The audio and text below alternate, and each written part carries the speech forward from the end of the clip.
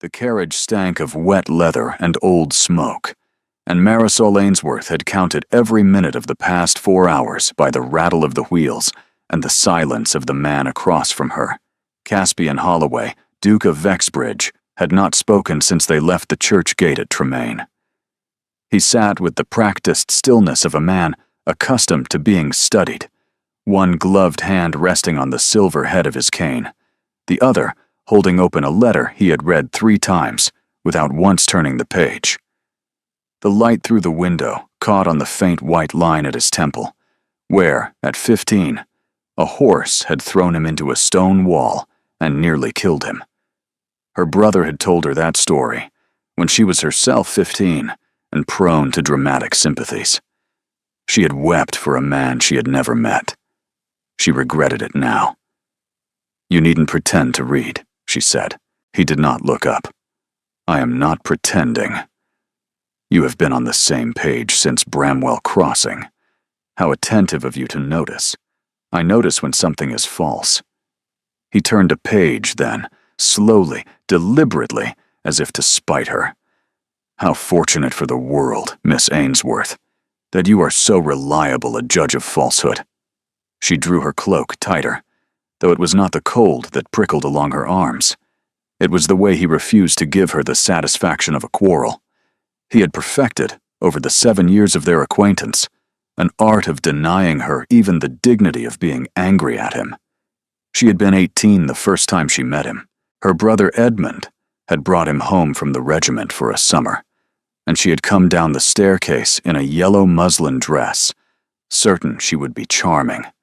And the Duke of Vexbridge had looked at her exactly once and said, "Your hem is uneven."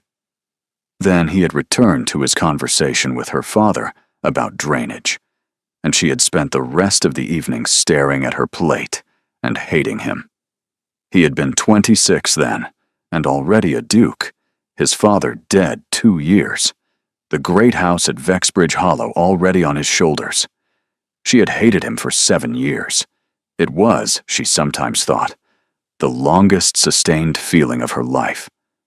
The carriage lurched over a rut, and her traveling case slid against her ankle. She steadied it with her foot and watched his hand tighten almost imperceptibly on the head of the cane. There had been the riding accident as a boy, and a second one 18 months ago that had left him with the cane and a limp he hid with such precise elegance that strangers did not see it. She saw it. She saw everything about him, which was perhaps the worst part of the long humiliation of knowing him. "How long until we reach Merriford?" 2 hours, if the roads hold. "And if they do not? Then we shall be inconvenienced." He turned another page. "Try to bear it bravely." She bit the inside of her cheek hard enough to taste copper. The plan had been simple. Edmund, 3 years married and the father of an infant, had been called north on regimental business, and could not escort his sister from her aunt's house at Tremaine to the family seat at Merriford. Edmund's letter to the Duke had been brisk. "You are passing through Tremaine. Take her. I shall be in your debt." The Duke had agreed. Of course he had agreed. He always did the correct thing, even when it meant spending 11 hours in a sealed box with a woman who could not look at him without remembering every cruel kindness he had ever shown her. It was the kindnesses, in the end, that she could not forgive. The cruelty she could understand. But there had been other moments. The night her father died, and Caspian Holloway had stood by the library window for 3 hours, saying nothing, while she sat by the dead fire and shook. The afternoon at the Pemberton hunt, when her mare had stumbled, and he had caught her bridle with such speed, she had not seen him move. The book he had sent her without a card on her 21st birthday, in a binding so fine she had wept, and she had never, in 3 years, found the courage to ask him whether it had been him at all. These were the unforgivable things, the small evidences that he had, on occasion, seen her. The proof that the rest of the time he was choosing not to. "You are staring," he said, without lifting his eyes. "I am not." "You were. I was thinking." How alarming for us all. She turned to the window. They were passing through the shoulder of the Marlow Downs now, the road climbing in slow turns through stands of leafless beech, and a thin mist had begun to rise from the earth like breath. "Your sister-in-law writes to me," he said abruptly. She looked back at him. "Helena? She informs me that you are betrothed." The carriage went very small around her. She could hear her own pulse in her ears. "She informs you. In a postscript. She seems to have assumed I knew. And do you congratulate me?" "That depends," he said, "upon whether the news is true."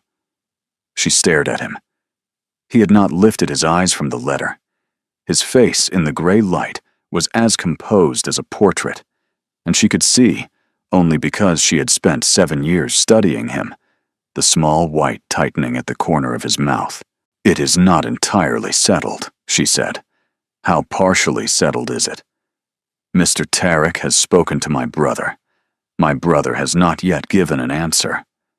Your brother will give the answer you desire. I do not know what I desire." He turned another page. "Then I congratulate you on your candor, if not your decisiveness." She felt the heat climb her throat. Linus Tarek was not a bad man. He was the second son of a baronet, whose estate marched along the western edge of Merriford, and he had courted her for nearly a year. She had not loved him.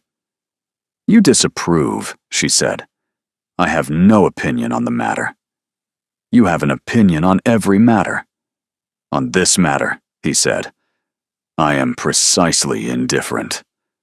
The word hit her with such force she had to turn back to the window. Indifferent. He had said it the way another man might have said, enchanted or appalled. It was, in its way, the most violent thing he had ever said to her, and he had said it without raising his voice, without lifting his eyes. She understood then, with a clarity that startled her, that she had been waiting. She had been waiting for 7 years. She had refused 2 offers and delayed a third because somewhere, in the part of her that did not consult her reason, she had been waiting to see whether the Duke of Vexbridge would ever look at her the way he had looked at her once, the night her father died. She had been waiting, and he was indifferent. "Then you will not object," she said, and her voice was steady. "If I accept him?" "I have already said, I have no view." "Good." She lifted her chin. "I will accept him at Merriford." He turned another page. The carriage struck a rut so deep that her case overturned, and a sudden cry from the coachman cut through the wood of the box. The horses shied, the carriage tilted, and for a long, sickening moment, she thought they would go over. Caspian's hand shot out and caught her wrist, hard, hauling her across the seat against him, and the cane fell with a clatter as he braced his other arm against the door. Then, with a great groan, the carriage settled, leaning drunkenly to one side. She was pressed against his chest. His arm was an iron bar across her back.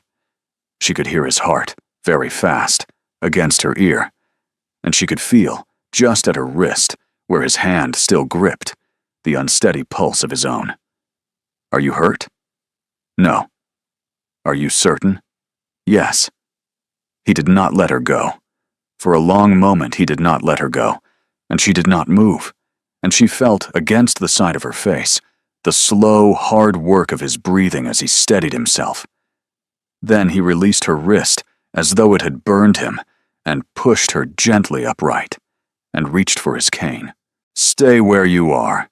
I shall see what has happened." He pulled the door open against the angle and stepped down into the road. She sat very still, with her wrist held against her chest, where the warmth of his glove still lay on her skin, and she understood, with a dread that had nothing in it of surprise, that the journey was not going to end in 2 hours. It wasn't going to end at all. The axle was broken. She could see it from the window, the long pale split running through the wood like a wound, and she could see the coachman standing in the road, with his cap in his hand, gesturing helplessly, and she could see Caspian listening, his head bent slightly, the cane planted in the mud, his greatcoat dark across the shoulders with the beginning of rain. He came back to the carriage door and looked up at her. His face was rinsed of expression. "We cannot continue." "How far is the nearest house?" "Drowmere. 2 miles. There is an inn. The coachman believes we may walk it before the weather turns in earnest." She nodded, because there was nothing else to do. She gathered her cloak and her small case, and he handed her down into the road. The mud sucked at her boots. The rain was light still, but cold, a needling rain that found the gaps at her collar and sleeve and made her shiver before they had walked 20 paces. "Take this." He shrugged out of his greatcoat before she could protest and laid it across her shoulders. It was warm from his body and smelled of cedar and of rain. "Your Grace, I cannot." "You can." She did not argue further. They walked in silence. The road bent down through a stand of pines, and beyond it, at the foot of the slope, a thin smoke rose against the sky. The village of Drowmere announced itself slowly through the trees, a scatter of stone houses, a small gray church, an inn at the crossroads, with a sign she could not yet read, swinging in the wet wind. The inn was called the Saint and Sparrow. They were greeted in the yard by a woman in an apron, whose face went through several rapid calculations as she registered the cane, the greatcoat draped over the lady's shoulders, and the muddy state of them both. "Your Grace," she said, with a curtsy that suggested she had at some point recognized him. "Mrs. Halloran." He inclined his head. "I had not expected to see you so far from Vexbridge Hollow." "My sister has the inn, Your Grace. I came down a fortnight past to help her through the winter. Our carriage has come to grief 2 miles east. We require shelter for Miss Ainsworth, and a message sent to Merriford as soon as may be." The woman's eyes flicked very briefly to Marisol, and then away. "Of course, Your Grace. Come within." Inside, the inn was small and clean and warm, smelling of bread and damp wool and the peat fire on the hearth. Marisol allowed herself to be led to a bench by the fire. She allowed Mrs. Halloran to take the greatcoat, and her own wet cloak, and her gloves. She allowed a cup of something hot to be pressed into her hands. She did all this without speaking, because she had begun to understand that something had happened in the carriage that she could not yet name. Caspian had remained at the inn door, conferring with Mrs. Halloran in a low voice. Marisol watched him over the rim of the cup. He did not look at her. He had not looked at her properly since the carriage had tilted and he had let her go. Mrs. Halloran's expression settled into something polite and apologetic. Caspian said something she could not hear. Mrs. Halloran shook her head. Then he turned and crossed the room and stood before the fire and looked at Marisol at last. "There is a difficulty." "What kind of difficulty?" "There is one room available." She set the cup down very carefully. "One room," she said. "The inn is full. There is a fair tomorrow at Wenslow, and travelers have stopped here for the night. Mrs. Halloran has given up her own chamber to a family with 3 children. There is precisely one room remaining, and it is small." She looked at him. He looked back at her, and his face was once again the face of a portrait, beautifully composed, perfectly remote. "I see. I have asked whether there is any other house in the village. There is none. The rector is at Bath. There is no private carriage to be hired. And so? And so you will take the room. I shall sit up in the parlor. In a public parlor, all night. It is no hardship." "It is a very considerable hardship, and you know it. I have sat up in worse places, Your Grace." "Miss Ainsworth." His voice was perfectly level, and it was the levelness that betrayed him, because there was a thread inside it pulled too tight. "Permit me, on this occasion, to manage the arrangements as I see fit." She felt the heat begin in her chest and climb her throat, and she set her jaw and let it climb, The arrangements are these. I am alone in a country inn with a man who is not my husband, my brother, or my father. We have been seen together by a woman who will tell at least one person, who will tell two more, and by tomorrow noon there will be a rumor in 3 counties. Whether you sleep in the parlor or under the table, the damage is done. It is not done if no one knows you are here. Mrs. Halloran knows. Mrs. Halloran is in my employ. Her sister works at this inn. Mrs. Halloran is the housekeeper at Vexbridge Hollow. She has been so for 19 years. She is here on leave. She will say nothing. And the others? The family with 3 children. The travelers in the common room. The boy in the yard who took the horses. The boy in the yard is 14 and was paid a shilling to remember nothing. The travelers in the common room are passing through to the fair. They have not seen you. She stared at him. It was the most efficient thing she had ever heard him say. You would lie. I would protect you. From what? From precisely the rumor you describe. By concealing me. By hiding me in a back parlor like a piece of stolen plate. By preventing the catastrophe that will otherwise befall you.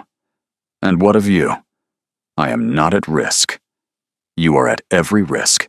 If this is discovered, you will be required to marry me.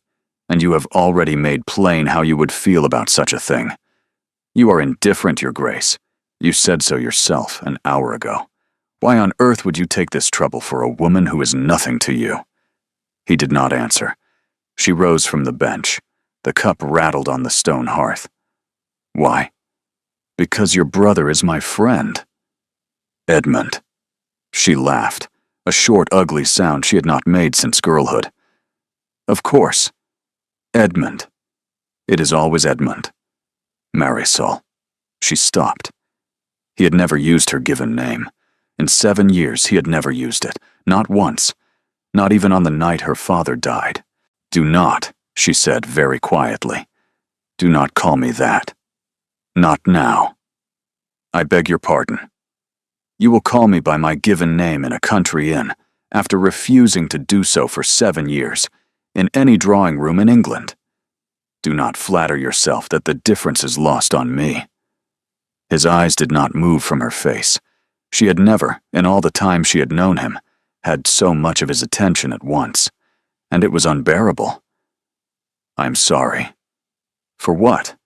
For the carriage, for the road, for the inn, for asking you to sit through a journey with a man who was not equal to it. What does that mean? He was silent. Caspian. She had not meant to say it. She had never said it. The name fell out of her like a stone dropped down a well, and she heard it strike the bottom, far below, and there was no calling it back. He drew in a single breath, long and careful, and then he walked to the parlor door, and put his hand on the latch, and stood for a moment with his back to her. You may have the room, he said. His voice had returned to the cool height from which she had known it for 7 years. The maid will show you up. I shall arrange for a message to be sent to Merriford at first light. You should be home by tomorrow afternoon. With any fortune at all, no one beyond this house will know that you were ever absent from it. Caspian. You may leave, he said. He did not turn. You may leave, Miss Ainsworth. The maid is waiting. She stood in the parlor with the fire at her back and the rain at the window, and for the second time in an hour, she understood something she did not wish to understand. She had imagined, once or twice, in the secret, unsupervised hours of her own mind, what it would be to hear the Duke of Vexbridge address her in some moment of rare, unguarded truth. She had not imagined it would sound like this, like a door closing, very gently, on the only room in the house that had ever been warm. She walked to the parlor door. He did not look at her as she passed. She climbed the narrow stairs behind a maid she did not see, and entered a small, clean room with a single bed and a basin, and she sat down on the edge of the bed and did not weep, because she had decided somewhere on the staircase, that she would not give him even that. She did not sleep. Sometime before dawn she rose and dressed in her own dry clothes and went down through the silent into the yard, where a cart was being loaded for the road north. She gave the carter half the coin in her purse and her name, which was not Ainsworth that morning but her mother's maiden name, and she climbed onto the bench beside him as the first gray began to lift behind the church. She did not look back at the windows of the Saint and Sparrow.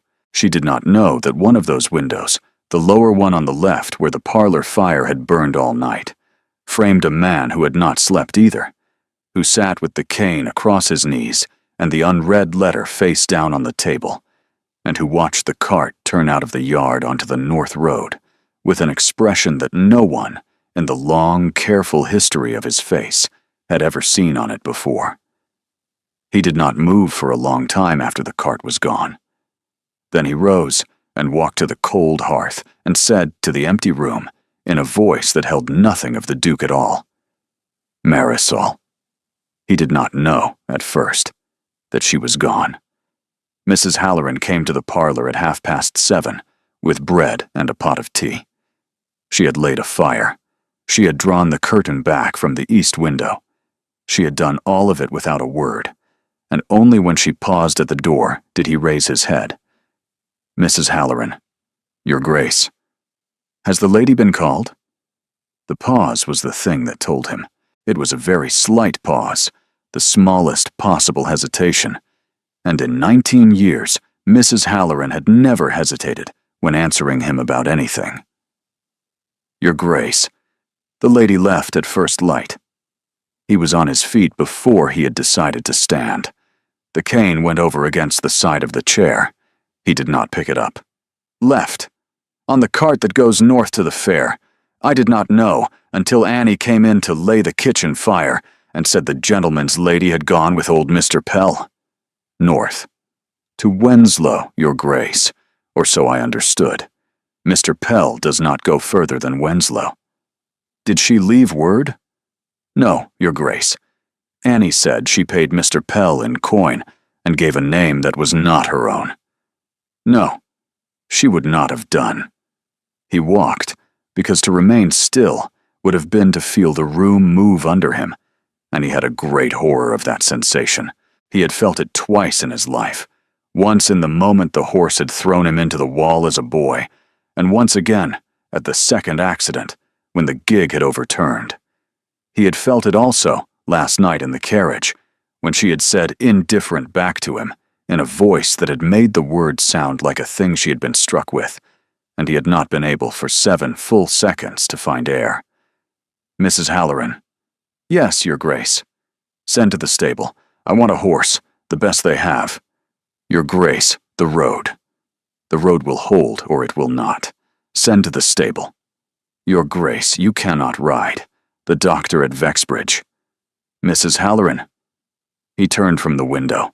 He did not raise his voice. He did not need to. "Send to the stable." She curtsied and went. He stood in the empty parlor with the fire crackling at his back and looked down at the cane where it had fallen against the chair, and he thought, with a clarity that was almost peaceful, that he had at last done the thing he had spent 7 years preparing not to do. He had let her go. He had said "you may leave" in a voice he had used 1,000 times to dismiss footmen and stewards and minor cousins, and she had taken him at his word, because she was a woman who had been told for 7 years that she was nothing in particular to him, and she had at last believed it. He had built that belief in her stone by stone over 7 years. Every cool look, every Miss Ainsworth spoken in place of any softer name. He had built it because the alternative had not been available to him, because a duke whose father had ruined the family fortune in a single bad season did not have the luxury of marrying a girl with a respectable dowry when he had 3 estates mortgaged to the rafters and a sister still unprovided for. He had told himself that he was protecting her. He had told himself that a woman of 19, of 20, of 23 would form some other attachment, would marry some better man, would forget that she had once come down a staircase in a yellow dress and looked at him as though he were the answer to a question she had been asking all her life. He had been wrong. He had been wrong about that. And he had been wrong about what would happen to him on the morning he discovered that she had gone. "Mrs. Halloran returned. "The horse is being saddled, Your Grace. Forrest says the road north is passable as far as Wenslow if you keep to the high side." "Thank you. Your Grace." "Yes. The cane." He looked down. He had been standing without it for some minutes, and the leg was beginning to make its presence known in the small, bright way it did when he had asked too much of it. He bent slowly and picked up the cane. "Your Grace, forgive me. You should not ride. I have ridden with worse, Mrs. Halloran." "You have, but not for some years." He looked at her then, properly. She had been part of his household since he was a young man, and she had sat up with him through the long convalescence after the second accident, and she had never, in all of that, said anything to him she had not been required to say. She was observing him now. "Mrs. Halloran, Your Grace, you were about to say something." "Yes, Your Grace." "Say it." She drew herself up. She had a small, very straight back, and she used it. "I have served Vexbridge Hollow for 19 years. I do not pretend to understand the matter that has been settled here this morning. I do not ask. But I will say this." She paused. She looked him directly in the face. "If you do not ride after her, Your Grace, you will not know peace again. Not in this house. Not in any house. Not for the rest of your life. And I have served your peace. I will not see you lose it for want of a horse." He stared at her. She curtsied very precisely and went out. The fire popped behind him. Somewhere in the yard a man called to another about a girth strap. He stood in the parlor for one more moment, with the cane in his hand and the unread letter on the table, and he thought of a yellow dress on a staircase, and a hem he had said was uneven, because to say anything else would have been to say the thing he had spent the next 7 years not saying, and now he had said it after all, and he had said it in the worst possible word, and she had heard him, and she had gone. He went out into the yard. The horse was a tall bay with a wild eye and a deep chest, and Forrest the ostler held the bridle with the expression of a man who hoped very much that the gentleman in question would not try to mount. Caspian mounted. The leg told him, with great immediacy, what it thought of the matter. He ignored it. "North Road, Your Grace?" "North Road. How far to Wenslow?" 7 miles, Your Grace, if you take the cut at Bramwell Foot." "The cut? It will be soft, Your Grace." "I do not care." He turned the horse toward the gate. Mrs. Halloran was at the parlor window. She did not wave. She inclined her head, very slightly, and he inclined his. And then he put his heels to the bay and went out of the yard at a canter, and the cane he had left propped, for the first time in 18 months, against the wall of the Saint and Sparrow. He did not know, as he rode out, that he would not find her at Wenslow. He did not know that the cart of old Mr. Pell had turned off 3 miles short of the town, at a crossroads called Hartshorn, and that Marisol Ainsworth, traveling under her mother's name, had paid a second carter to take her west toward the coast, where her aunt's cousin kept a house at Lyrebridge, in which she had once spent a summer at 12, and had been, briefly, perfectly happy. What he knew, as the bay found its stride on the wet road, and the wind came up off the downs and went through his coat as though he were not wearing one, was that the woman he had been refusing to want for 7 years had taken something from him as she went, and that he hadn't until this morning understood that he had it to lose. He had called it indifference. She had called it by its right name, and walked out into the dark with it in her hand, and he was riding now, on a horse he should not have been riding, after a woman he had not yet, in any honest hour of his life, said the true name of even to himself. He said it now, out loud, into the wind. Marisol.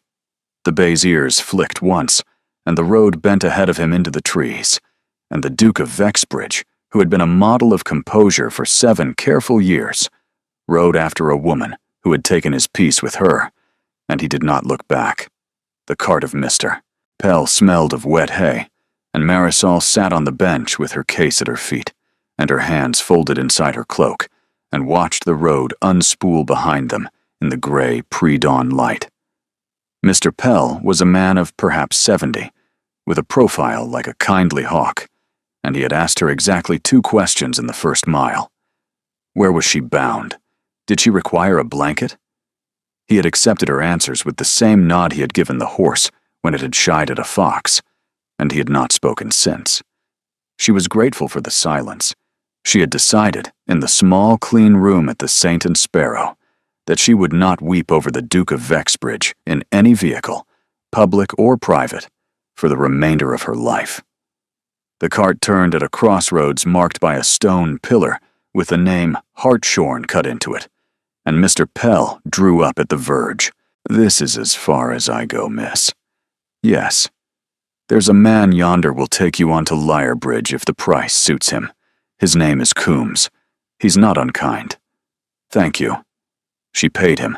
He touched his hat to her without surprise, as though he had carried any number of women under invented names along this road and had long ago ceased to wonder why. She climbed down. Mr. Pell clucked to his horse, and the cart went on north toward Wenslow, and she stood at the crossroads in a country she did not know, with the cold beginning to find its way through the seams of her boots. She had been Miss Ainsworth of Merriford when she went to bed last night. She had risen this morning a different person. The man Coombs was found behind a low stone barn at the edge of the crossroads. He was younger than Mr. Pell, perhaps 40, with a thick brown beard and the wary eyes of a man who had been cheated more than once in his life and intended not to be cheated again. He looked at her case, at the coin she offered, and at the road behind her, in that order. "Lyrebridge. Yes. That's 23 miles. 2 days, the way the roads are. I will pay for the second day." He named a price. She paid half on the spot and promised the rest at journey's end. And within the quarter hour she was on the road again, going west now instead of north. She did not look behind her. She thought instead, with a deliberateness that was almost a discipline, of her aunt's cousin, Mrs. Quill, at Lyrebridge. Mrs. Quill was a widow of independent means, 60 years old, the keeper of a comfortable stone house above a small harbor, and Marisol had spent a summer with her at the age of 12 when her mother had been ill. She remembered the low whitewashed parlor with its round window and a path down through a wood of stunted oaks to a beach of pale shingle, where she had collected 47 small flat stones with holes worn through them. Mrs. Quill had told her that such stones were called hag stones, and that the country people held them lucky. She had not seen Mrs. Quill in 11 years. She had written to her at Christmas every year, and Mrs. Quill had answered every letter, and the correspondence had been the thin, steady thread by which Marisol had maintained her sense that there existed, somewhere in England, a place she had once been happy. She knew only that Mrs. Quill was the one person in England to whom she could go at the present moment without having to explain the present moment to anyone who would think it required explanation. The cart went on. The sun rose properly. The road climbed a long shoulder of moorland, dropped through a hamlet of 3 houses and a forge, and by mid-morning, Coombs drew up at a wayside cottage where a woman gave them bread and beer and asked Marisol no questions at all. They went on. It was afternoon when she became aware, at the edge of her hearing, of a horse coming up behind them at a steady canter on the road they had just traveled. She did not turn. She told herself that any number of horses might be on this road. She told herself that even if a horse were following her, it could not be the horse she feared, because the man she feared did not ride, She had not seen him on a horse in 5 years. The doctor at Vexbridge had forbidden it after the second accident. Edmund had told her so in a letter. Edmund had said, with the casual cruelty of a brother, "Poor Holloway, he takes it hard, but he will not ride again." The horse drew nearer. She could hear, now, the rhythm of its hooves on the wet stone of the road, and the breath of it, and the creak of leather. And she could hear, also, the absence of any conversation between rider and horse, the silence of a man riding alone who was not interested in being heard. "Coombs, how fast can this horse go?" He looked at her. "Not fast, miss. He's a steady fellow. Why?" "Pull off the road, behind that barn." He looked at her, at the road behind, at her face, and to his credit, he did not argue. He turned the cart in 3 close movements off the road, and behind a long, low stone barn at the corner of a field, and he drew up in its shadow, and the horse stood breathing softly, and the cart was perfectly still, and Marisol sat with her hands gripping the bench under her cloak, and listened. The hoofbeats came on. They reached the spot in the road where the barn began. They paused. There was a long, considering pause, in which she could hear the horse blow once, sharply, and a man's breath catch. Then the hoofbeats went on, and on, and on, and faded west along the road toward Lyrebridge. She let out a breath she had not known she was holding. "Miss." "Yes." "Was that a man you were running from?" She considered. It was, she found, more difficult to answer than she would have expected. "Yes." He nodded slowly. "You will tell me, miss, if I am to be paid for trouble as well as for distance." "You will be paid for trouble." "Then I am content." He waited a careful 10 minutes, by his pocket watch, and then he turned the cart back onto the road, and they went on, and the road was empty, and the sun by now was past its zenith and beginning to slope toward the western sea. She thought all that afternoon about the pause. It had been the pause of a man who knew the road and was looking very carefully at the ground for the marks of cartwheels that had turned off it. It had been the pause of a man who, for whatever reason, had decided not to investigate the barn, and had instead ridden on along the road that the cart was supposedly still traveling, in the hope of overtaking it before nightfall. He had been so close. He had been 10 yards from her, perhaps 12, and she had not breathed, and he had not breathed, and the only thing between them had been a stone wall, and the question of which of them was the more determined, at that moment, not to be found by the other. She had won. It didn't feel like winning. The first day passed without further sign of the bay horse. Coombs drove until dusk, and they slept that night at a small farm where his cousin kept a bed for travelers, and Marisol lay on a straw mattress under a sloped roof and dreamed of a yellow dress and a staircase and a man saying your hem is uneven in a voice that was the kindest thing anyone had ever said to her, though she could not, in the dream, work out why. They went on at first light. They reached Lyrebridge late on the second afternoon, when the light had begun to take on the particular pewter softness of the sea, and Coombs drew up at the foot of the lane that led up to Mrs. Quill's house, and Marisol paid him the second half of his fee and added a coin for his discretion, and he touched his hat and went away down toward the harbor. She stood at the foot of the lane with her case and looked up at the house she had not seen in 11 years. It was smaller than she remembered.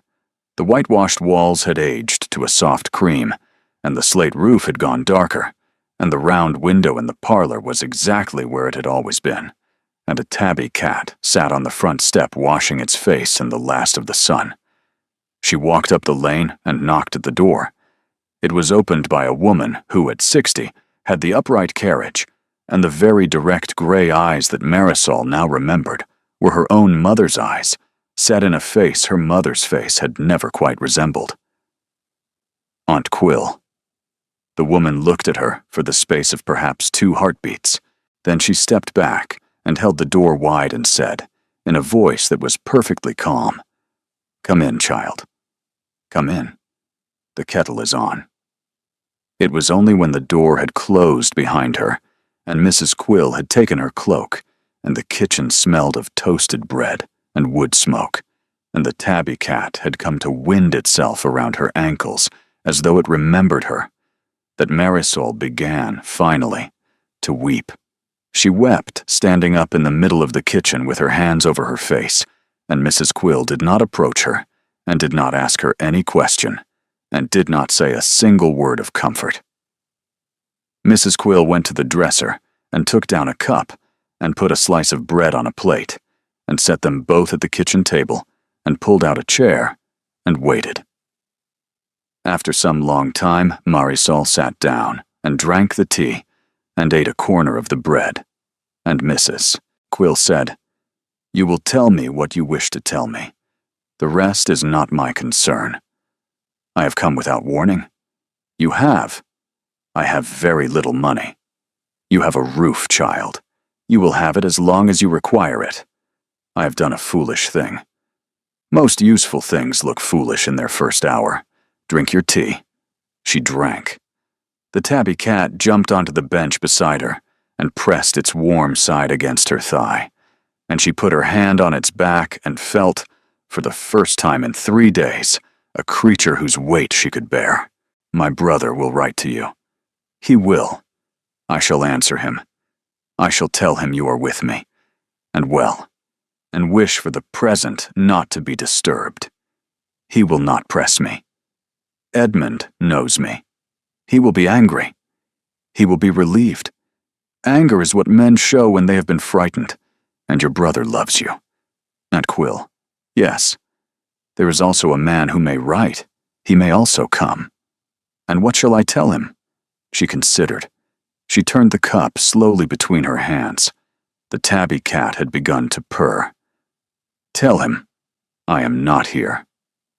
Mrs. Quill looked at her for a long time. It was the look of a woman who had married once a man who had been the great love of her life, and who had then refused, through 40 years of widowhood, every other suitor on the principle that a thing of that order was not to be sought twice. "I shall tell him what you bid me tell him, but I shall ask you, child, to be certain it is what you wish. A door of that kind, once closed, is not always reopened." "It was already closed, Aunt Quill. I am only walking away from the side of it I was standing on." "Ah," Mrs. Quill set her own cup down. "Then you have come to the right house." That night, Marisol slept in a small white room with a sloping ceiling and a window that gave onto the harbor, and the sound of the sea came up to her in long, slow strokes, and she slept 10 hours without waking. She woke to the smell of bacon and to gray light off the water, and she came down to find Mrs. Quill at the table with a letter open in her hand. "It came an hour ago, by a boy from the post road. He waited for an answer. I sent him away with one. Caspian." She had not meant to say his name. She heard it leave her mouth. She did not take it back. Mrs. Quill regarded her over the rim of her spectacles. "The Duke of Vexbridge. Yes. He writes very well. He has been at Wenslow for 2 days. He has now ridden as far as Lyrebridge. He is at the anchor on the harbor. He says he will not enter this house unless you summon him. He says he requires only 1/4 of an hour of your time, and that, after it, he will trouble you no more." Marisol sat down very slowly at the table. "What did you answer?" "I answered that the lady of whom he wrote was not here. He did not believe me, but he accepted my answer, and he sent the boy back with another letter, which he asked me to keep against any future appearance of the lady.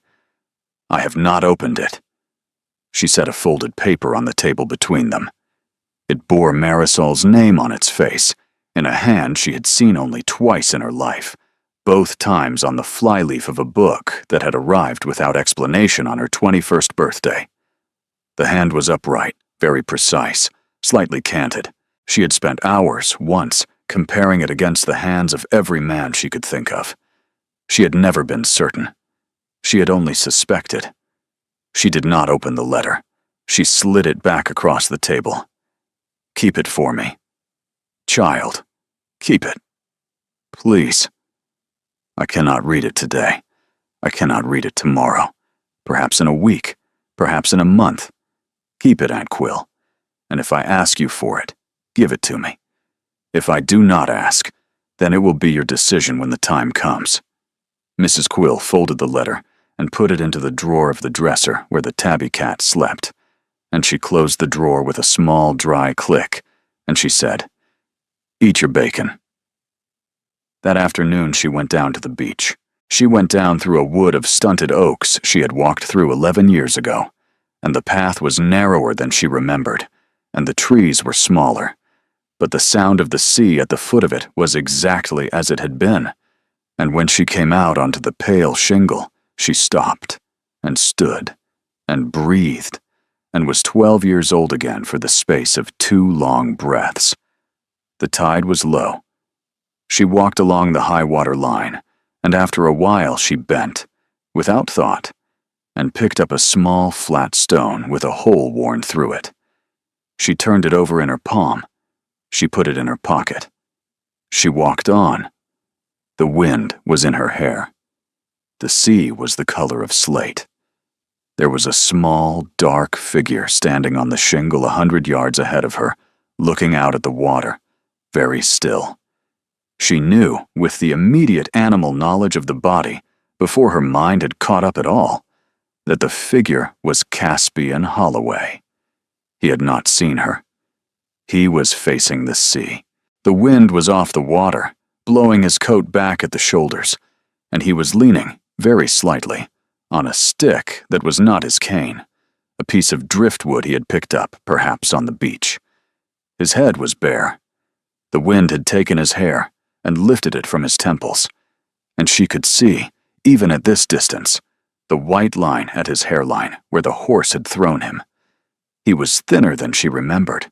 He looked like a man who had not eaten properly in some considerable time, and she understood, with a small, sick lurch of the stomach, that she was looking at the cost of 3 days. She stopped where she was. She stood on the shingle and looked at him, and he did not turn, and the wind took the sound of her steps out to sea. She thought of the letter in the dresser drawer. She thought of the 7 years. She thought of the word indifferent, said in a carriage in the rain, in a voice that had been so carefully level she had not understood, until this moment on the shingle, that the levelness was the lie. She turned, very quietly, and walked back the way she had come, into the wood, up the path, between the small oaks, and home. Mrs. Quill was at the kitchen window when she came in. "You saw him. How did you know?" "Because you have come back with that face on you. Sit down." Marisol sat. She put her hand into her pocket and closed it around the small flat stone with a hole worn through it, and she held it there for a long time, and she did not weep this time, and she did not speak. She understood the thing she had understood on the staircase at the inn, but had not been ready then to look at directly. She had not stopped loving him. She had only stopped waiting to be loved back. It was, she discovered now, a very different thing. He did not see her on the beach. He stood there a long time after she had gone, looking at the water without seeing it, leaning on the piece of driftwood he had found, because he had left his original cane at the inn at Drowmere, and the leg had begun, in the last hour, to sing in a way that meant he would pay for this day for a week. He did not mind paying. He had paid a great deal more than a week already. He had ridden into Lyrebridge the previous evening on a chestnut mare he had bought at Hartshorn, the bay having gone lame at the second day's halt, and he had taken a room at the Anchor at midnight, and he had not slept. He had written, in the small gray hours before dawn, 2 letters. The first he had written in the careful, courteous, distant hand of a duke who has learned to manage a woman of independent means. He had addressed it to Mrs. Quill. The second letter he had written in another hand altogether. It had taken him 4 hours. He had filled the small riding slope at the anchor with crumpled drafts that he had then taken, one by one, and burned in the grate. Only the final version had gone with the boy, and even the final version was not what he had wanted to say. He did not know whether she would ever read it. He had walked out of the anchor at noon to clear his head and to look at the sea. He turned at last from the water and walked, slowly, the long way back along the shingle to the steps that led up to the harbor wall. He went back to the anchor. He climbed the stairs to his room. He took out a fresh sheet of paper, and he began, for the first time in his life, to write the truth. He wrote that he had loved her since the day she had come down the staircase in a yellow dress, and asked him a question with her face that he had not, at 26, possessed the courage to answer. He wrote that he had said, "Your hem is uneven," because to say what he had wished to say would have been to ask her to wait for a man who could not offer her any portion of his life that was not already mortgaged against a debt his father had left him.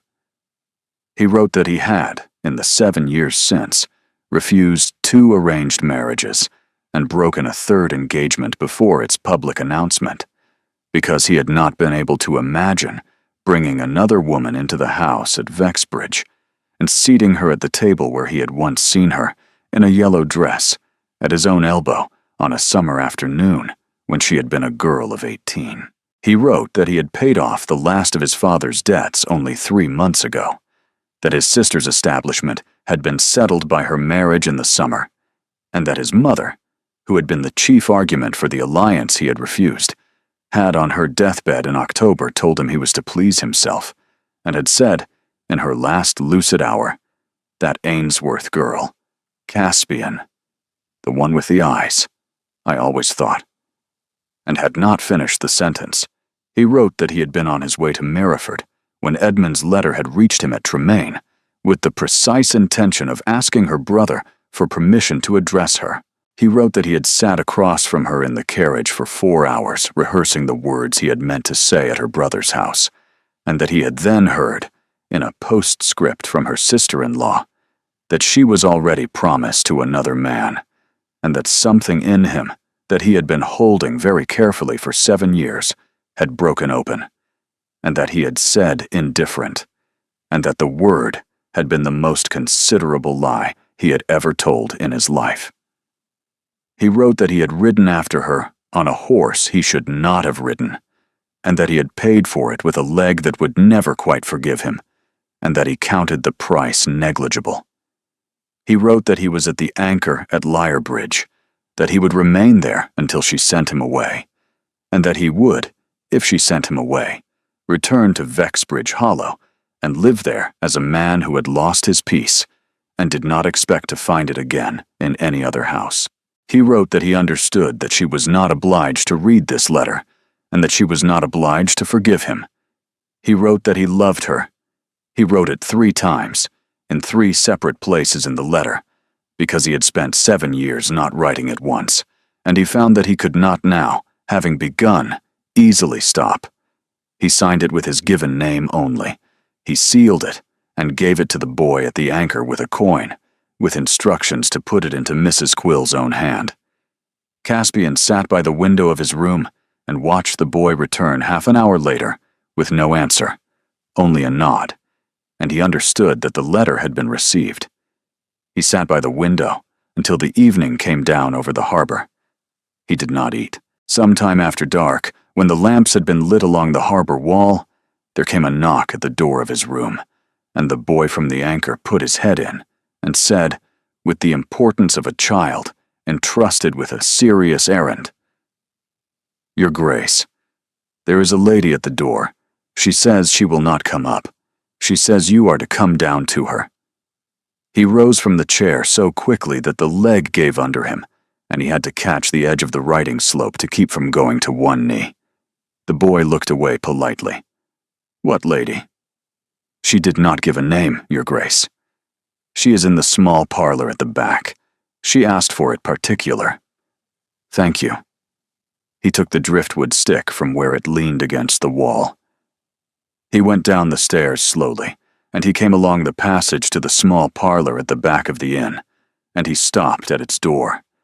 He did not, for a moment, open it. He stood in the passage with his hand on the latch, and he thought, with a small, bright clarity that had nothing in it of hope, and nothing in it of fear, only the steady recognition of a fact, that whatever was in the room behind this door was the rest of his life. He turned the latch. He went in. She was standing at the small fire on the far side of the room, her back to him, her hands folded in front of her, and she did not turn when he entered. She had not taken off her cloak. The hood was down on her shoulders. Her hair, which she had not pinned up since the morning at the inn at Drowmere, was loose at her neck. He closed the door behind him. Marisol. She did not turn. "I have read your letter," she said. The small, clear voice of her went through him like a cold wind through an open window, and he understood, in that instant, that she had read it, all of it, every word of it, and that she was standing at the fire with her back to him because she had not yet decided what she meant to do with what he had said. He waited. After a long moment, she turned. Her face was very pale. Her eyes were dry. "Sit down, Caspian. Your leg is going to give. I do not wish to have this conversation with you on the floor." He sat. She remained standing. She looked at him a long time. Then she said, in a voice that was almost steady, "I have a great many things to say to you.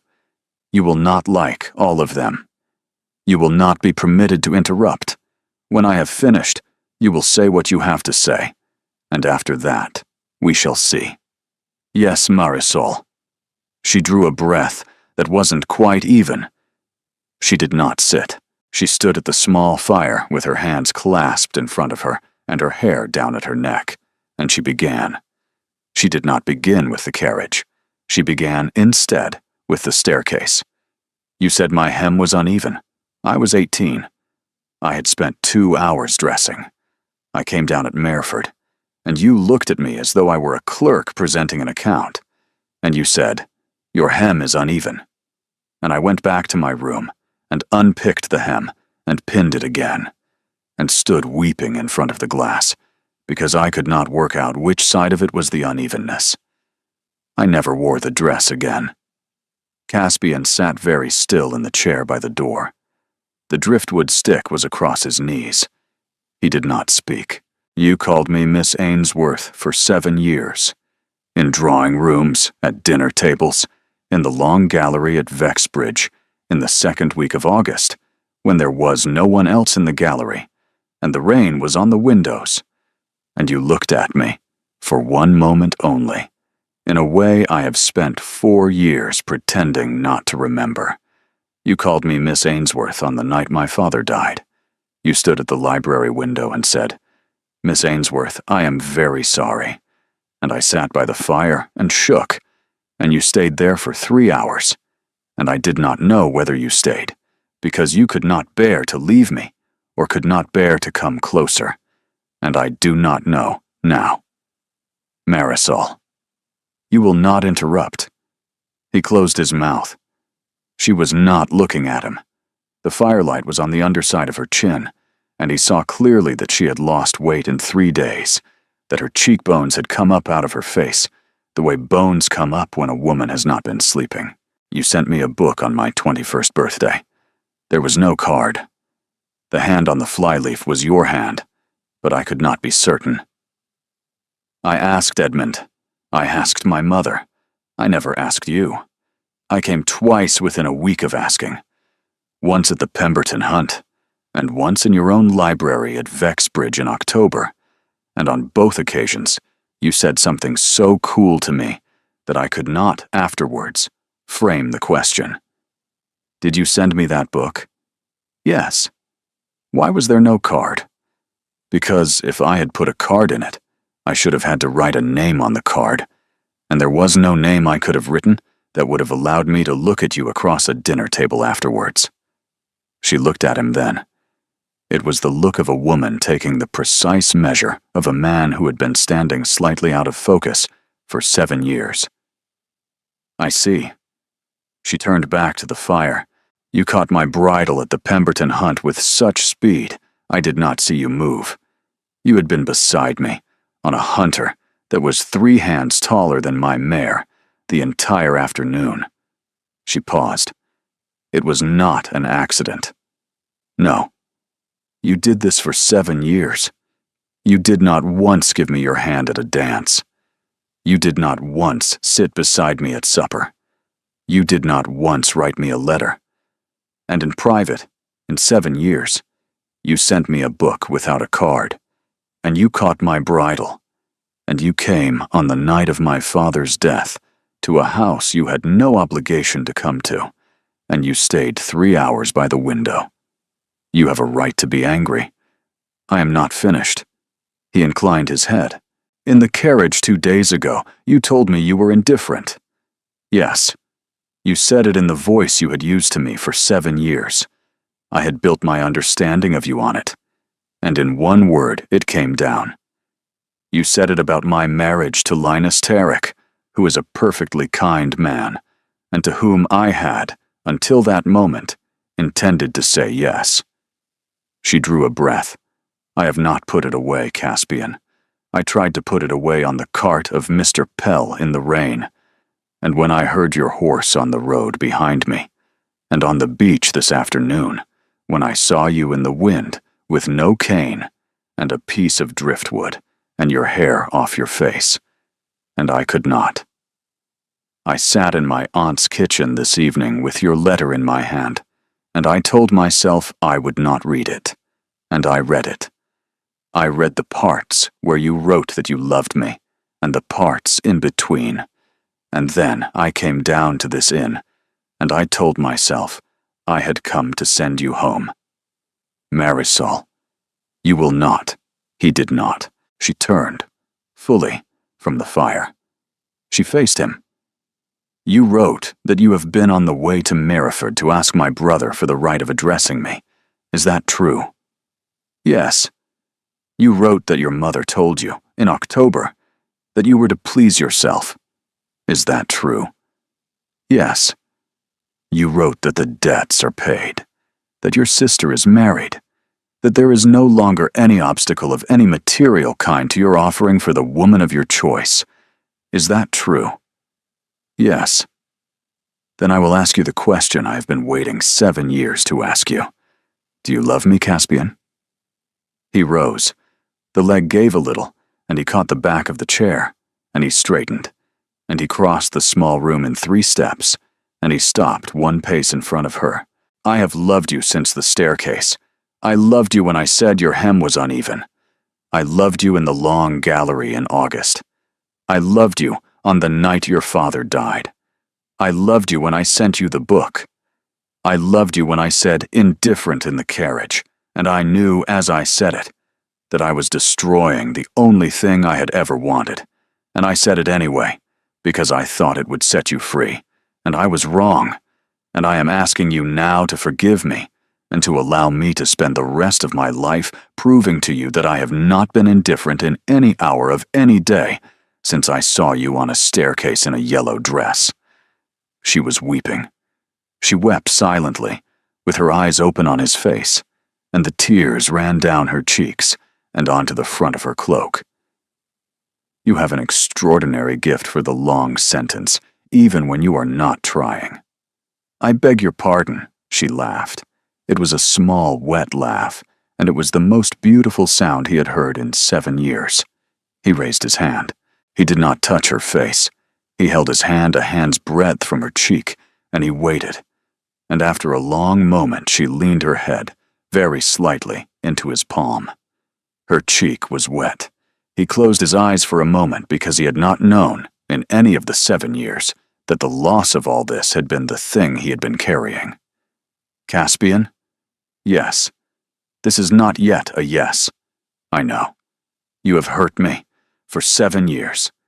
Not on purpose, perhaps, but every day. Yes. I'm going back up to my aunt's house. Tomorrow I'm going to walk on the beach again, and I'm going to think. You will remain at the Anchor. You will not come up to the house. You will wait until I send for you. Yes. She drew back from his hand. She stepped back. She did not turn away. One more question. You wrote that you had broken a third engagement before its public announcement. When? In October, the day after my mother died. Why did you not write to me? Why did you not tell my brother? Because I was on my way to do it. Edmund had written to ask whether I might escort his sister from Tremaine to Merriford. I had 4 hours, Marisol. I had the entire road. And I sat across from you, and I lost my courage at the first turn, and held it lost for 4 hours. And at the end of the 4 hours, your sister-in-law's postscript reached me, and I said the worst possible word, and I lost you. I'm going to write to Helena and ask her 1 or 2 pointed questions about the timing of postscripts. It was not Helena's fault. No, it was nobody's fault, but yours, Caspian. She moved past him toward the door. At the door, she stopped. She did not look back. Sleep, Caspian. Eat. You look as though you have been on the road a year. Yes, I shall send for you. Soon. She went out. The door closed. He sat in the chair. He did not rise from it for a long time. She did not send for him the next day. She walked on the beach in the morning, alone, and she came back at noon, and ate with her aunt, and said almost nothing. And in the afternoon, she sat with a piece of plain sewing in her lap, and did not push the needle through the cloth more than 3 times in the hour. Mrs. Quill let her be. Toward evening, she set the sewing aside. Aunt Quill, I am going to write a letter. She wrote to Edmund. She told him where she was, and that she was well, and that she had left the inn at Drowmere by her own choice, and not by any fault of the Duke of Vexbridge. She told him she had refused, on her own account, Mr. Terrick's offer of marriage. She did not write to him about the Duke. She sealed the letter and went to bed and slept 6 hours. At first light, she went down to the kitchen. I'm going to the Anchor. She walked down the lane in a clear, cold morning with the sea bright at the foot of it. She asked the boy at the Anchor for the small parlor at the back, and she told him to fetch the gentleman from the room above. She stood at the window, with her hand in her pocket closed around the small flat stone, with a hole worn through it. When she heard him on the stairs, she did not turn. He came in. The door closed. Marisol. Caspian. She turned. He had shaved. He had eaten. He had slept some, she could tell. He was leaning, still, on the driftwood stick, but he was leaning on it less, and she understood that he had spent the night doing the careful and unromantic work of being fit to receive whatever answer she was going to give him. Sit down. He sat. She moved to the small fire. Her hair was up. I have written to my brother. I have refused Mr. Terrick. He did not move. She saw the small adjustment at the corner of his mouth. That is your decision. It is not mine. It is mine. I am only telling you because you have a right to know what I have decided in matters that are mine alone. Thank you. I have not yet decided what I shall do about you. I understand. I do not think you do, Caspian, but you will. She drew a breath. I will not marry you in haste. I will not marry you in secrecy. I will not marry you in any arrangement that requires us to behave as though the 7 years between the staircase and this morning did not happen. They happened. They cost a great deal. I will not pretend them away. No. You will go home tomorrow. You will travel slowly, because of the leg. You will see your sister. You will write to my brother and ask him in a proper letter for the right to address me. Yes. He may answer no. You will respect his answer if he does. Yes.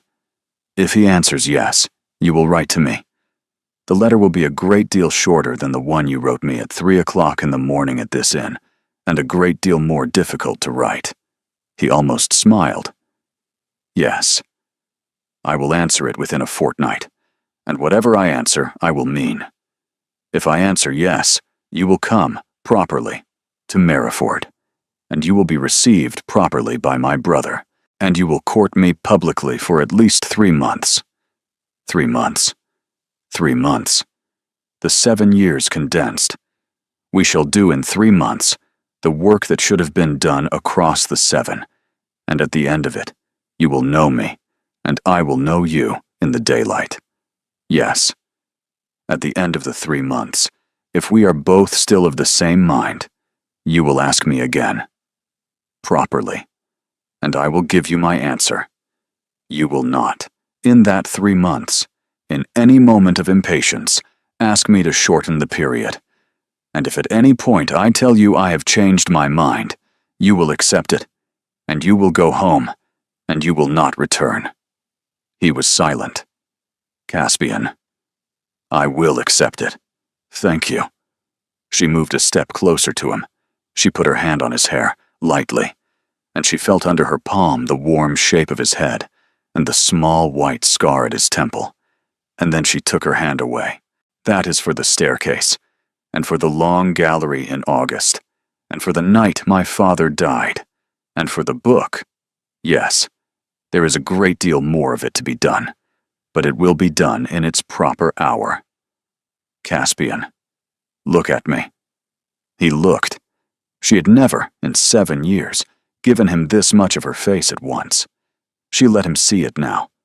What was in her face was not yet love spoken. It was love aloud. It was the first true thing she had ever permitted him to see. Yes, he said. Yes, she said back. She went out. She walked up the lane to her aunt's house in the bright, cold morning, with the small, flat stone in her pocket, and she did not look behind her, because she had stopped being a woman who walked away from the man she loved. She had become, instead, a woman who had told him how to come and find her, and had set him to the work. Edmund's reply reached her at Lyrebridge 8 days later. It was 4 pages. Edmund wrote that he had read her letter 3 times, and had, on the 3rd reading, sat down and cried, which was a thing he had not done in 11 years. He had ridden to Vexbridge Hollow himself.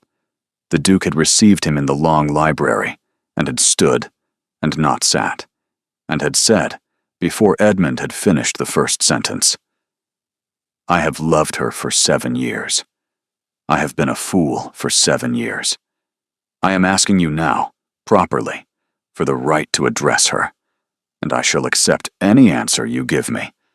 But I do not propose to be a fool for an 8th. They had spoken for 4 hours. At the end, Edmund had risen and shaken Caspian's hand, and said, Very well, Holloway. You have my consent and my blessing, and if you make my sister miserable, I shall shoot you myself. Caspian had answered, I should expect nothing less, and they had then, both, to their own surprise, laughed. Helena sent her contrition. Linus Terrick had behaved with a generosity that did him great credit. The Duke's letter came 2 days later. 4 lines. Marisol, your brother has answered. He has answered yes. I am at Vexbridge. I shall come for you whenever you send for me. See, she returned to Meriford. Edmund met her at the Long Bend 3 miles from the house, and held her hard, and said, You will not do that again. Helena was on the steps with a letter of apology, 17 pages long. 3 days later, the Duke came to Meriford with his sister Cecily as chaperone. He sent in his card. He rose when Marisol entered. He bowed. Miss Ainsworth, Your Grace, may I begin them now? You may begin them now. He took her hand. He bent his head. He kissed it, formally, and it was the first time in 7 years that he had kissed her hand, and it was the most extravagant thing he had ever done in her presence. The courtship was not without incident. In the 3rd week, on a market day at Meriford Village, she came face to face with Linus Terrick at the cross. He took off his hat. He did not flinch. Miss Ainsworth, Mr. Tarrick, I am leaving for Bristol on Tuesday. There is a young woman at Bristol, the daughter of the banker Hosmer, whom my mother has long thought of for me. I shall give the matter this winter, and the attention I should perhaps have given it sooner. Mr. Tarrick, I wish you every happiness. I wish you the same, Miss Ainsworth. I think you are about to have it. He bowed and went on. She told Caspian about the meeting a week later. He listened in silence. Then he said, "He is a better man than I have been." And she said, "Yes, and you have the rest of your life to put that right." And he said, "I shall." In the 6th week, the rumor came up out of the country. Mrs. Tarrick, who was Linus's mother and had not forgiven the refusal, told a friend at a tea in Wenslow that Miss Ainsworth had spent a night at an inn at Drowmere with the Duke of Vexbridge unchaperoned. By the second post on Wednesday, it was at Mereford. Caspian did not lose his head. He rode to Wenslow himself. He called on Mrs. Tarrick in her own drawing room, and he was so courteous that she did not know, until afterward, that she had been corrected.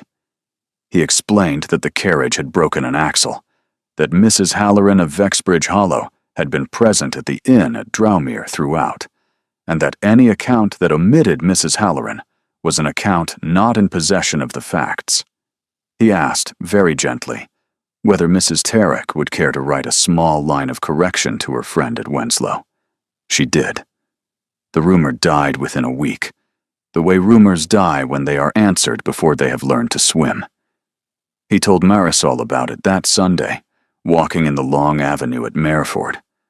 She stopped on the gravel. "You did this without telling me." "I did." "I am not certain whether to be grateful or furious. Both, perhaps. You may tell me which it is in the morning." She laughed. She took his arm again. They walked on. In the 2nd week of the courting, he had told her, walking in the long avenue with her gloved hand on his arm, that he had written 4 years ago to a printer in Edinburgh and paid privately for a book to be bound in green calf, because she had once said, in his hearing, that she thought green the most restful color in the world. He told her he had written a card and taken it out of the parcel at the last minute, because to send the card would be to put her under an obligation she was not in a position to refuse. "That card, did you keep it?" "I kept it." "You will give it to me." He gave it to her 3 days later, in a small folded paper. She read it standing in the cold avenue.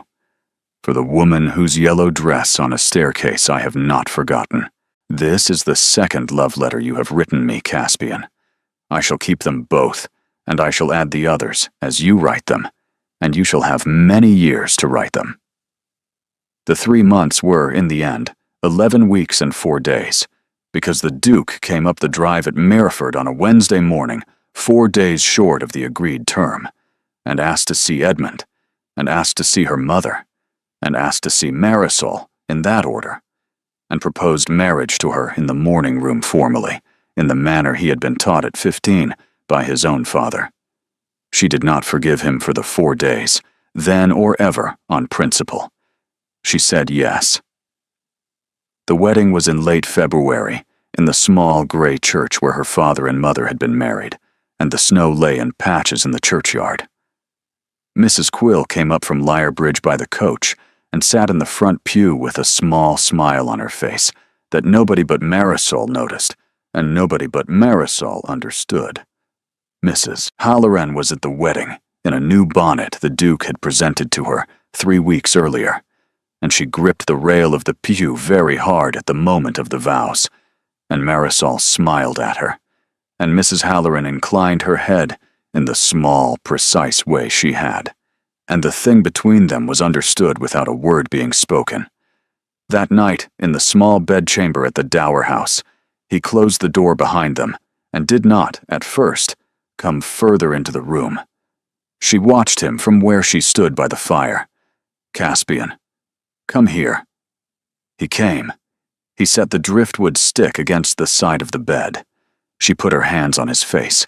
She had never in 7 years touched his face. His skin was warm under her palms, and she felt the small white scar at his temple, and she drew his head down to hers, and she kissed him, lightly, for the first time, on the mouth. It was the kiss of a woman who had decided to begin, in her own time, because she had the rest of her life. When she drew back, his eyes were closed. Marisol. Yes. I do not deserve this. No, you do not. You will spend the rest of your life proving that you do, which is not the same thing as deserving it, but is a useful work for a man to be set to. He almost smiled. She put out the candle. The fire burned low on the hearth. He turned, slowly, and put his arms around her, and she leaned her head against his chest and listened to his heart. And after a long moment, she felt him breathe out, all at once, the breath of a man who has come at last to the end of a long road. You may speak to me now, she said. We are no longer required to be quiet. I have nothing in me that requires speech. Then we shall be quiet. They were quiet. 2 years later, in the long gallery at Vexbridge Hollow, on a wet afternoon in the second week of August, Marisol stood at the window and watched the rain go sideways across the park. She had thought, all those years, that this gallery was the room in which Caspian Holloway had once looked at her and not spoken.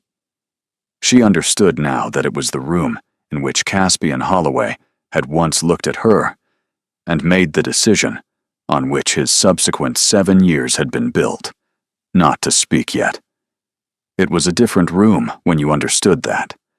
Behind her, at the far end of the gallery, the door opened. She did not turn. She knew the sound of his step. He had not used the driftwood stick in 9 months. It was on the mantelpiece in the small library, where she had insisted on her first day in this house that it remain. He came up beside her at the window. Marisol. Caspian. Your aunt has written. She is coming for Christmas. She says she will bring the cat. The cat is too old to travel. She says the cat will travel, or she will not come. Then the cat will travel. He almost smiled. She turned at last from the window. She looked at him. He was 35 now. She was 27. The arithmetic of it was no longer painful. Caspian. You said to me 2 years ago, in the parlor at the Anchor, that you would spend the rest of your life proving to me that you had not been indifferent. I should like today to release you from that obligation. I require, instead, that you stop trying to prove a thing that has been proved, and that you trust, from this day forward, that I know what I know.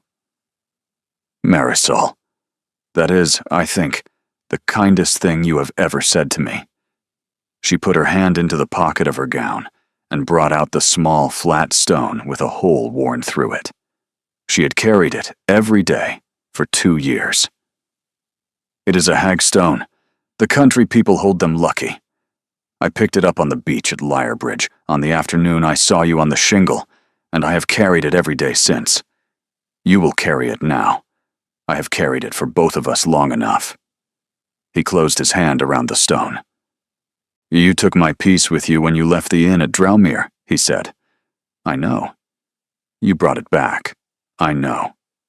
It is not, however, the same piece. No. It is a better one? Yes. He raised her hand. He kissed it. He had kissed it that way every day for 2 years, and the kiss had become the small private signature of their marriage. Mrs. Halloran is at the door. Tea is laid in the small library. The cat is on the chair you wish to sit in. I never remove the cat. No. You sit on the floor.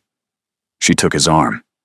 They went, slowly, down the long gallery toward the small library, and somewhere in the house, Mrs. Halloran was setting out the cups, and the driftwood stick was on the mantelpiece, and the small flat stone with a hole worn through it was in the pocket of the Duke of Vexbridge. He had said, on the road from Tremaine, that he was indifferent. She had taken him at his word. She had walked out into the cold, and she had taken his peace with her, and she had given it back to him only when she had been certain that he had at last understood the true name of the thing he had asked her to walk away from. He understood it now. Thank you for staying with Marisol and Caspian to the very end. Their story began with a single cold word in a carriage in the rain, and ended in a long gallery on a wet afternoon. In between, it was a story of 7 years of silence, 3 days of pursuit, and 2 years of the small, steady work of marriage.